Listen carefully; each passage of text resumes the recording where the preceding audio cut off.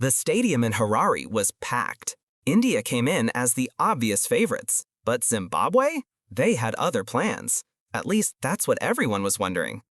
India won the toss and chose to bat first. Right from the start, Shubman Gill was on fire. Clean drives, perfect timing, scoring a quick 82 runs off 56 balls. But it wasn't all smooth. India lost Rohit Sharma early, caught it slip for just 12 runs. Suddenly, pressure was on.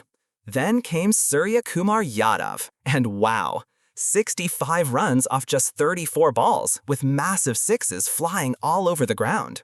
India posted a solid total, 187 for 5 in 20 overs. Zimbabwe's response? Aggressive from ball one. Innocent Kaya smashed the Indian bowlers with back-to-back boundaries.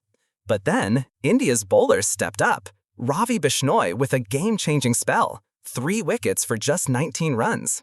Zimbabwe kept fighting though. Sikandar Raza tried his best with 47 runs, but the pressure was too much.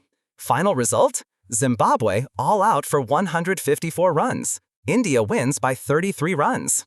So, was it a shocking upset? Not today. India holds strong. But here's the real question.